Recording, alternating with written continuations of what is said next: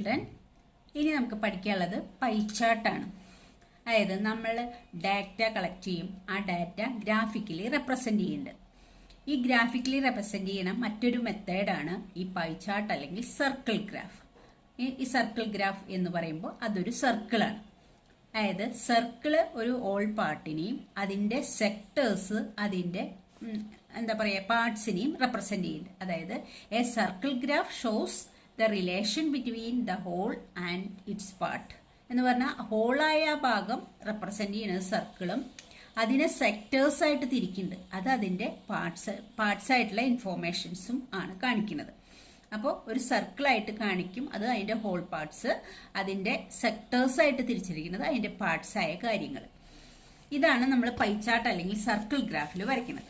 ഇപ്പോൾ ഇങ്ങനെ ഒരു സർക്കിൾ വരയ്ക്കും. ഇതാണ് ഒരു എന്തായാലും എന്ത് ഇൻഫോർമേഷൻ ആയാലും അതിന്റെ ഹോൾ പാർട്ട് ഒരു സർക്കിളാണ്. ഈ സർക്കിളിന്റെ സെന്ററിലുള്ള ഡിഗ്രി നമുക്കറിയാം. സർക്കിൾ എന്ന് പറഞ്ഞാൽ 360 ഡിഗ്രിയാണ്. അതായത് ഇവിടുന്ന് തുടങ്ങി ഇവിടെ വരെ എത്തുമ്പോൾ നമ്മൾ 360 ഡിഗ്രിയാണെന്ന് നമുക്കറിയാം ഒരു സർക്കിളിന്റെ ആംഗിൾ. അപ്പം നമ്മളിപ്പോൾ പറയാണ് ഒരു സ്റ്റുഡൻറ്റിൻ്റെ അല്ലെങ്കിൽ ഒരു കുട്ടിയുടെ ഒരു ഡെയിലി എന്തൊക്കെയാണ് ചെയ്യണത്. അതായത് അപ്പം ടോട്ടൽ അവേഴ്സ് എത്ര ഉണ്ടാവുള്ളൂ? ഒരു ഡേ എന്ന് പറഞ്ഞാൽ 24 അവേഴ്സ്. അപ്പോൾ ഈ 24 അവേഴ്സിനെ റെപ്രസെന്റ് ചെയ്യാനാണ് ഈ സർക്കിൾ യൂസ് ചെയ്യുന്നത്. ആ 24 അവേഴ്സിൽ അപ്പോൾ ആ കുട്ടി 8 അവേഴ്സ് സ്ലീപ്പ് ചെയ്യാൻ യൂസ് ചെയ്യണു. പിന്നെ 8 അവേഴ്സ് സ്ലീപ്പ് ചെയ്യണു. പിന്നെ ഒരു 7 അവേഴ്സ് സ്കൂളിൽ പോകുന്നു. 7 അവേഴ്സ് സ്കൂളിലാണ്. അത് കഴിഞ്ഞാൽ പിന്നെ ഒരു 2 അവേഴ്സ് 2 അവേഴ്സ് പ്ലേ ആണ്. 2 അവേഴ്സ് പ്ലേ. പിന്നെ ഇതൊന്നും നമ്മൾ റെപ്രസെന്റ് ചെയ്തില്ല. ഇത് എത്ര പറഞ്ഞിട്ടുള്ളത്? 8 അവേഴ്സ്. 8 hours sleeping, 7 hours. അപ്പോൾ എത്ര? 8ഉം 7ഉം ആയ 50. 7 അവേഴ്സ് സ്കൂള്, പ്ലേ 2 അവേഴ്സ്. പിന്നെ എന്താ ചെയ്യുക? ഹോംവർക്ക് ഒരു 4 അവേഴ്സ് ഹോംവർക്ക്. പിന്നെ other activity 3 hours. Other activity. അപ്പൊ ടോട്ടൽ എത്രയായി? 8ഉം 7ഉം 15, 17ഉം 4ഉം 21, 21ഉം 3ഉം 24. അപ്പോൾ 8. അപ്പം നമ്മൾ എന്താണെന്ന് വെച്ചാൽ ഈ ഹോൾ സർക്കിൾ റെപ്രസെന്റ് ചെയ്യണത് 24 അവേഴ്സ് ആണ്.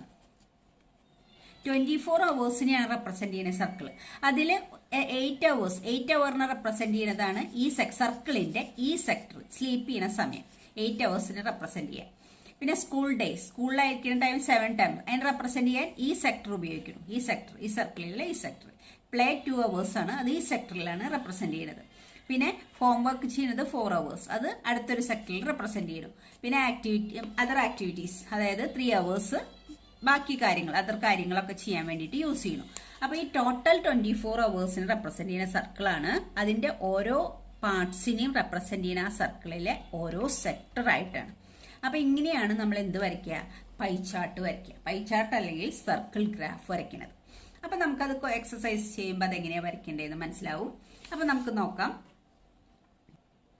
അപ്പൊ അതിന്റെ നോട്ട് എന്താന്ന് വെച്ചാൽ circle graph or pie chart. A data can also present using circle graph or pie chart. ഡാറ്റയെ നമുക്ക് റെപ്രസെന്റ് ചെയ്യാൻ പല ഗ്രാഫുകളും നമ്മൾ പഠിച്ചു. അതുപോലെ പൈ ചാർട്ട് ഉപയോഗിച്ചും ഡാറ്റ റെപ്രസെന്റ് ചെയ്യാം. A circle graph shows the relationship between the whole and its part. Full ഭാഗവും അതിന്റെ പാർട്സ് ആയ ഭാഗങ്ങളും റെപ്രസെന്റ് ചെയ്യാൻ വേണ്ടിയിട്ട് സർക്കിൾസ് ആണ് ഉപയോഗിക്കുന്നത്. Here the whole circle is divided into sectors. ആ സർക്കിളിനെ ഞാനിപ്പോൾ കാണിച്ചെന്ന പോലെ സെക്ടേഴ്സ് ആയിട്ട് ഡിവൈഡ് ചെയ്യും. The size of each sector is proportional to the information it represent. അതായത് ആ സെക്ടേഴ്സ് വരച്ചതെല്ലാം ഒരേ വലുപ്പത്തിലാണോ? അല്ല, ഒരേ വലുപ്പത്തിലല്ല. അതിന്റെ ആ സെക്ടറിന്റെ സൈസ് ആ ഓരോ ഇൻഫോർമേഷന്റെയും വലുപ്പത്തിനനുസരിച്ച് വ്യത്യാസപ്പെടുത്തിയിട്ടാണ് നമ്മൾ വരച്ചത് ആ സെക്ടർ. അത് നമ്മൾ ഈ പൈ ചാർട്ട് വരയ്ക്കുമ്പോൾ നിങ്ങൾക്ക് കൂടുതൽ മനസ്സിലാവും. എന്നാലും ഇത് മനസ്സിലാക്കുക. അപ്പോൾ എല്ലാ സെക്ടറും ഒരേ വലുപ്പത്തിലല്ല നമ്മൾ വരച്ചിട്ടുള്ളത്.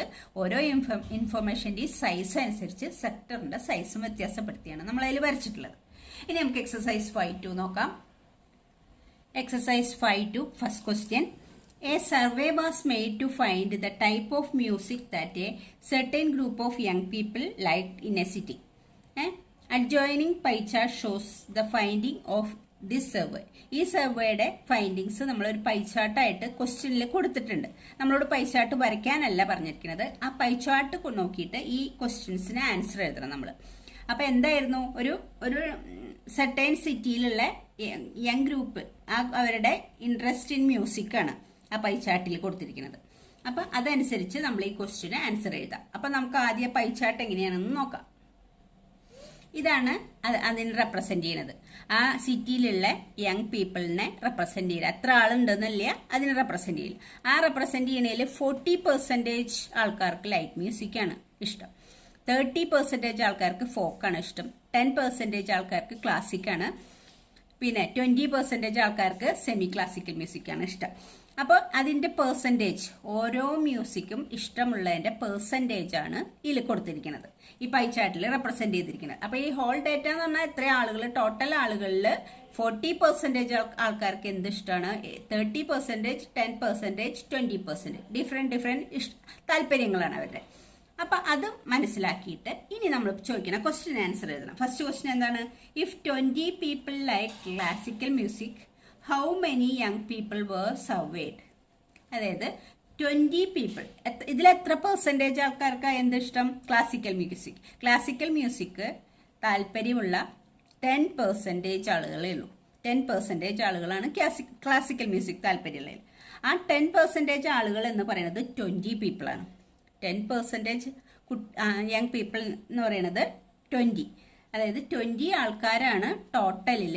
10% എന്ന് പറയുന്നത് 20 ആൾക്കാരാണ്. അപ്പൊ എന്താ ചോദിച്ചിട്ടുള്ളത്, എത്ര ആളുകളാണ് സർവേ ചെയ്തത്, എത്ര ആളുകളെ സർവേ ചെയ്തിട്ടാണ് ഇത് തെരഞ്ഞെടുത്തത്. അപ്പൊ ഞാൻ പറഞ്ഞു, ഇത് ടോട്ടൽ ആളുകളുടെ എണ്ണത്തിനെയാണ് ഈ സർക്കിൾ റെപ്രസെന്റ് ചെയ്യുന്നത്. അതിൽ 40% ലൈറ്റ് മ്യൂസിക്, 30% ഫോക്ക്, പിന്നെ 10% ക്ലാസിക്കൽ, 20% സെമി ക്ലാസിക്കൽ എങ്ങനെയേ പറഞ്ഞിട്ടുള്ളൂ. ടോട്ടൽ എത്ര ആളുകൾ ഉണ്ടെന്ന് പറഞ്ഞിട്ടില്ല. നമ്മളോട് ഇത്ര പെർസെൻറ്റേജ് എന്ന് പറഞ്ഞു. ഈ പെർസെൻറ്റേജ് നോക്കിയിട്ട് നമ്മളോട് പറയാനാ പറഞ്ഞിട്ടുള്ളത്, എത്ര ആളുകളെയാണ് സർവേയിൽ എടുത്തിട്ടുള്ളത്. അപ്പൊ തന്നിരിക്കുന്നത് എന്താ, ഈ 10% എന്ന് പറയുന്നത് 20 പീപ്പിളാ. അപ്പൊ ടോട്ടൽ എത്ര ആളുകളുണ്ട് എന്നാണ് ഫസ്റ്റ് ക്വസ്റ്റ്യൻ. അതിന്റെ ആൻസർ എഴുതാം. അപ്പൊ നമുക്ക് എങ്ങനെ എഴുതാം, ക്ലാസിക്കൽ മ്യൂസിക് ഇഷ്ടമുള്ളത് 10% ആളുകളാണ്. People like classical music equal to 10%. ആകെയുള്ളതിൽ 10% ആൾക്കാർക്ക് ക്ലാസിക്കൽ മ്യൂസിക് ലൈക്ക് ചെയ്യുന്നത്. അപ്പൊ പീപ്പിൾ ലൈക്ക് ക്ലാസിക്കൽ മ്യൂസിക്കിൽ 10% ആണ്. ഇനി എന്താ പറഞ്ഞുള്ളത്, ഈ 10% എന്ന് പറയുന്നത് 20 ആണ്. അപ്പൊ നമുക്ക് ടോട്ടലാണ് കണ്ടുപിടിക്കേണ്ടത്. ടോട്ടൽ എത്ര ആളുകളെയാണ് സർവേ ചെയ്തത് അത് നമുക്ക് എടുക്കാം. Let the total people B, അതിനെ എക്സ് നിർക്കാം. ടോട്ടൽ പീപ്പിളെ നമുക്ക് കണ്ടുപിടിക്കേണ്ടത്, അത് നമ്മൾ എക്സ് നിർക്കണം. ഈ ടോട്ടൽ പീപ്പിൾ എക്സ്, ടോട്ടൽ ആളുകൾ എക്സ് ആണ്, അതിന്റെ 10% ആണ് ക്ലാസിക്കൽ മ്യൂസിക് ഇഷ്ടമുള്ളത്. അപ്പൊ എന്താ നമുക്കറിയാം, 10% ഓഫ് എക്സ് കണ്ടുപിടിക്കണം. 10% എക്സ് ആണ് ടോട്ടല്, അതിൽ 10% ക്ലാസിക്കൽ, 10% ഓഫ് എക്സ് കണ്ടുപിടിക്കണം. അത് എത്രയെന്ന് ഇവിടെ തന്നിട്ടുണ്ട്, 20 പീപ്പിളാണ്. 10% ഓഫ് എക്സ് എന്ന് പറയുന്നത് 20 പീപ്പിൾ. അപ്പൊ 10% എന്ന് പറഞ്ഞാൽ എന്താ, 10/100 ആണ്. പെർസെൻറ്റേജ് എന്ന് പറഞ്ഞാൽ 100 ആണ്. 10% 10/100 ഇൻറ്റു എക്സ്. 10% ഓഫ് എക്സ് എന്ന് പറഞ്ഞാൽ 10/100 ആണ്. 10% ഇൻറ്റു എക്സ് ഈക്വൽ ടു 20. അപ്പൊ therefore X is equal to എത്ര കിട്ടുക, therefore X is equal to, ഇവിടെ 20 ഉണ്ട്. ഇനി ഈ 10/100 നമ്മൾ RHSലേക്ക് കൊണ്ടുവരുമ്പോൾ അത് 100/10 ആവും. അതെങ്ങനെയാന്ന് വെച്ചാല്, നമ്മൾ ഇവിടെ ഡിവൈഡ് ചെയ്യണത് ഇങ്ങോട്ട് വരുമ്പോൾ ന്യൂമറേറ്ററിലാവും, ഇവിടെ 10 ന്യൂമറേറ്ററിലുള്ളത് ഡിനോമിനേറ്ററിലേക്ക് പോകും. അല്ലെങ്കിൽ എന്ത് പറയാം, ഫ്രാക്ഷൻ RHSലേക്ക് വരുമ്പോൾ അത് തിരിച്ചെഴുതണം, റെസിപ്രോക്കൽ എഴുതണം അതിന്റെ. അപ്പൊ ഇനി നമുക്ക് ഇവിടെ ഈ 0 കട്ട് ചെയ്തു. അപ്പൊ എന്താ ഉള്ളത്, 2 × 100 200 ഉള്ളത്. എന്താ ഈ എക്സ് എന്ന് പറയുന്നത്, നമ്മൾ എടുത്തത് ടോട്ടൽ നമ്പർ ഓഫ് പീപ്പിൾസ്. അപ്പൊ ടോട്ടൽ നമ്പർ ഓഫ് പീപ്പിൾസ് എത്ര ആളുകളെ സർവേ ചെയ്ത്, 200 പീപ്പിൾസിനെയാണ് സർവേ ചെയ്തത്. അപ്പൊ നിങ്ങൾക്ക് ഇപ്പൊ ഇതൊന്ന് എന്താ മനസ്സിലായത്, നമ്മൾ എങ്ങനെ ഈ 200 എന്ന് കണ്ടുപിടിച്ചത്, 10% എത്രയാന്ന് ഇവർ തന്നിട്ടുണ്ട്. 10% ആണ് 20 എന്ന് തന്നിട്ടുള്ളത്. ടോട്ടൽ ആളുകളുടെ നമ്മൾ എക്സ് നിർത്തും. ആ ടോട്ടൽ ആളുകളുടെ 10% 20 ആണെന്ന് ക്വസ്റ്റ്യനിൽ തന്നിട്ടുണ്ട്. അപ്പൊ ടോട്ടൽ ആളുകൾ എക്സും അതിന്റെ 10% ഈക്വൽ ടു 20 ആണെന്ന് ക്വസ്റ്റ്യനിൽ തന്നുകൊണ്ടാണ് നമ്മളിവിടെ 20 എന്ന് എഴുതിയത്. അപ്പൊ ഇതിൽ നിന്ന് നമ്മൾ എക്സ് കണ്ടുപിടിച്ചു. എക്സ് കണ്ടുപിടിച്ചപ്പോൾ 200 എന്ന് കിട്ടി. ഇവിടെ എക്സ് എന്തായിരുന്നു? Total number of people. Total number of people എത്ര ആളുകളെ അപ്പൊ സർവേ ചെയ്തുള്ളത്? 200 പീപ്പിൾസിനെയാണ് സർവേ ചെയ്തത്. അതിലാണ് 20 പീപ്പിൾസിന് ക്ലാസിക്കൽ മ്യൂസിക് ലൈക്ക് ചെയ്യുന്നത്. ഓക്കെ, ഇനി അടുത്ത ക്വസ്റ്റ്യൻ എന്തായിരുന്നു? രണ്ടാമത്തെ, which type of music is liked by the maximum number of people. അത് പിന്നെ ഇനി നമ്മളൊന്നും ചെയ്ത് നോക്കട്ടെ, ഇത് കണ്ടാൽ തന്നെ അറിയാം. ഇതിൽ 10ഉം 20, 14, 30 അത്രയും പെർസെൻറ്റേജ് ഉള്ളത്. അപ്പൊ ഏറ്റവും കൂടുതൽ 40% ആണ് ഇതിലുള്ളത്. ഏറ്റവും കൂടുതൽ ആളുകൾ ലൈക്ക് ചെയ്യുന്നത് അപ്പൊ ലൈറ്റ് മ്യൂസിക് ആണ്. ലൈറ്റ് മ്യൂസിക് ആണ് 40% അതല്ലേ question. Which type of music is liked by maximum number of people. Maximum number of peoples like ചെയ്യുന്നത് ഏതാ? Light music. അപ്പൊ സെക്കൻഡ് ക്വസ്റ്റ്യന്റെ ഉത്തരം light music. Second question light music എഴുതിയാൽ മതി. ഇനി തേർഡ് ക്വസ്റ്റ്യൻ എന്താ ചോദിച്ചിരിക്കുന്നത് നോക്കാം. തേർഡ് ക്വസ്റ്റ്യൻ നമ്മളോട് എന്താ ചോദിച്ചിരിക്കുന്നത്? തേർഡ് ക്വസ്റ്റ്യൻ ഇതാണ്, if a cassette company were to make 1000 CDs, ഒരു കാസറ്റ് കമ്പനി 1000 CDs ഇറക്കാണ്, how many of each type would be make.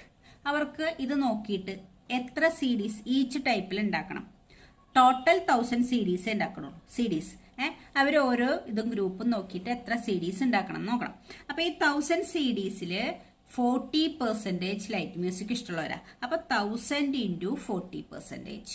അപ്പോൾ 40% എന്ന് പറഞ്ഞാൽ നമ്മൾ എങ്ങനെ എഴുതുക? 40/100. അപ്പൊ 40/100 × 1000 അത് എത്രയാ കിട്ടുന്നത്?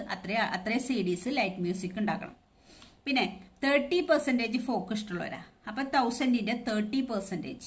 30% എന്ന് പറഞ്ഞാൽ 30/100 × 1000. 30% ഓഫ് 1000 എന്ന് പറഞ്ഞാൽ 30/100 × 1000. അത് എത്രയാണോ നമ്പർ കിട്ടുന്നത് അത് ഫോക്ക്, അത്രയും CDs ഫോക്ക് ഉണ്ടാക്കണം.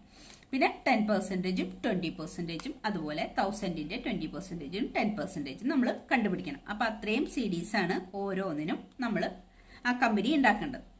അപ്പൊ അതാ ചോദിച്ചുള്ള, if the cassette company were make 1000 CDs, how many of each type would be make. Each type എത്ര CDs ഉണ്ടാക്കണം. അപ്പൊ തേർഡ് ക്വസ്റ്റ്യൻ ആൻസർ എഴുതാം. എത്ര total CDs? Total number of CDs. Total number of CDs അവര് 1000 ആണ് എടുത്തിട്ടുള്ളത്. അപ്പൊ number of CDs of ക്ലാസിക്കലിൽ എത്ര CDs ഉണ്ടാക്കണം? ക്ലാസിക്കൽ എത്ര പെർസെൻറ്റേജാ? 10% ആണ്. അപ്പൊ 10/100 × 1000. 1000ന്റെ 10% കാണണം. ആകെ 1000 ആണ്, അതിന്റെ 10% ആണ് ക്ലാസിക്കൽ. അപ്പൊ 1000ന്റെ 10%. അപ്പൊ എത്രയും നമുക്ക് കിട്ടുക? ഈ 2 0 ഈ 2 0 കട്ട് ചെയ്യും. അപ്പൊ പിന്നെ 10 × 10. 10 × 10 എത്രയാ? 100. അപ്പൊ 100 CDs ആണ് ക്ലാസിക്കലിന് ഉണ്ടാക്കേണ്ടത്. അടുത്തത് നമ്പർ ഓഫ് CDs ഓഫ് അടുത്തത് സെമി ക്ലാസിക്കൽ. സെമി ക്ലാസിക്കൽ എത്രയായിരുന്നു? Semi classical 20%. 20% എന്ന് പറഞ്ഞാൽ 20/100. 20/100 × 1000. 1000ന്റെ 20%. അപ്പോൾ നമ്മൾ ഇത് രണ്ട് കട്ട് ചെയ്തു. അപ്പൊ എത്ര ഉണ്ടാവുക? 20 × 10 200. 200 CDs ആണ് എന്തിനുണ്ടാക്കേണ്ടത്? സെമി ക്ലാസിക്കൽ നമ്മൾ ചെയ്യേണ്ടത്. ഇനി third, number of CDs of light music.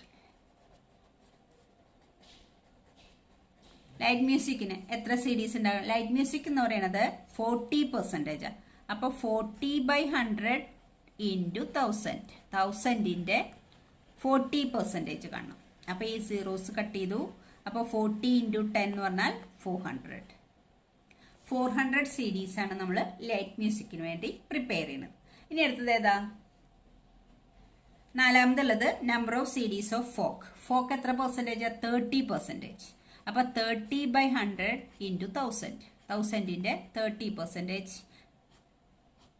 അപ്പോൾ 30 × 10 300. അപ്പൊ 1000 CDs എങ്ങനെയൊക്കെ ചെയ്യേണ്ടത്? ഫോക്ക് 300 ഉണ്ടാക്കണം, ലൈറ്റ് മ്യൂസിക്കിന് 400 ഉണ്ടാക്കണം, സെമി ക്ലാസിക്കലിന് 200 ഉണ്ടാക്കണം, ക്ലാസിക്കൽ മ്യൂസിക്കിന് 100 ഉണ്ടാക്കണം. എല്ലാം കൂടി ആയപ്പോൾ എത്രയായി? 1000 CD ആയി. അപ്പൊ അങ്ങനെയാണ് ഓരോ സെക്ഷനും എത്ര CDs ഉണ്ടാവും കണ്ടുപിടിക്കുക. അപ്പൊ ആ ടോട്ടലിന്റെ 40% എന്ന് പറഞ്ഞാൽ 40% ഓഫ് ടോട്ടൽ, അതാണ് കണ്ടുപിടിക്കുക. ഓക്കെ.